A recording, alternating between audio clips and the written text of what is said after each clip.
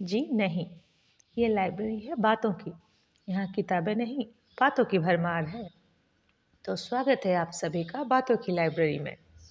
हमारे आसपास हर दिन कुछ ना कुछ नई बातें तो होती ही है, जो रोज़ नहीं होती। और हो भी क्यों ना, कुछ नया पढ़ने से, सीखने से या करने से हमारा दिन जो इंटरेस्टिंग बनता है। तो वही एक नई बात को लेकर हमारी मुलाकात होगी अब हर दिन। तो चैनल को सब्सक्राइब करें, लाइक करें, शेयर करें और ढेर सारा प्यार दें। तो आज हम कौन सी नई बात के बारे में बात करने वाले हैं? हम बात करने वाले हैं गोवा के एक खासियत के बारे में। जी हाँ, आज की युवा पीढ़ी जहाँ इतना ज़्यादा मेहनत और मुशक्क़त करती है किसी विदेशी देश में जाके बस जाने की, वहाँ की नागरिकता पाने की, ये प्रक्रिया गोवा वासियों के लिए तुलनात्मक हिसाब से सहज है। वो कैसे?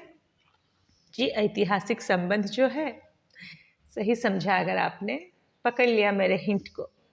गोवा में लगभग 451 वर्ष तक पोर्तुगलियों का कब्जा था। वो उन्हीं की अंचल के हिसाब से माना जाता था।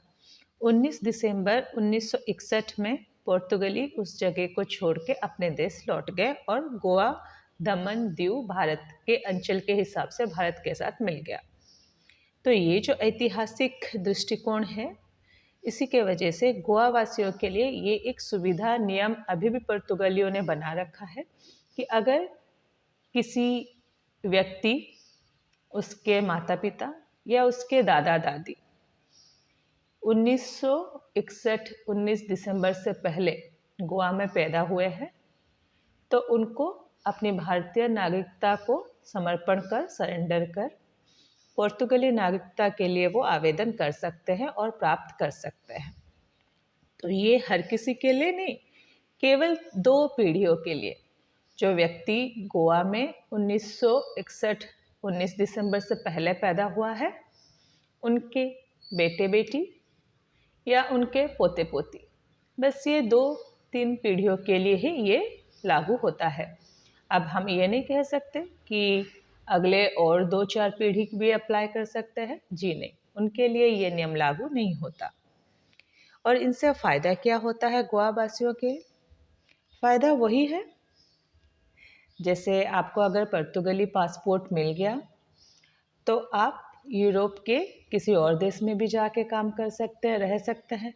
यूरोपीय महादेश में जो देश हैं, उन सब की ये बात एक बहुत अच्छी है कि अगर आपके पास किसी एक यूरोपीय देश का पासपोर्ट या वीज़ा है, तो आप लगभग सभी यूरोपीय देश में भ्रमण कर सकते हैं, रह सकते हैं, नौकरी कर सकते हैं, जीवन यापन कर सकते हैं, वहाँ की सुविधाओं का, जीवन शैली के सुविधाओं का लाभ उठा सकते हैं। तो गोवा वासियों के लिए तो हो गई ना ये जैकपॉट। जी, जब मैंने भी ये बात सुनी थी तो मुझे भी बहुत इंटरेस्टिंग लगी। है तो ये बहुत छोटी सी ही बात, पर रोचक ज़रूर है। क्या आपको पहले से ही पता था?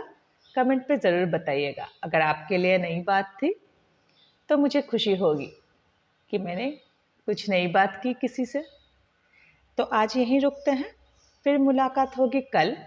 तब तक के लिए अपने ज़्यादा से ज़्यादा जानने वालों के साथ बातों की लाइब्रेरी को शेयर करें और हमारे साथ बने रहें हमारी अगली वीडियो में कुछ नई बातों के लेके गपशप करने के लिए।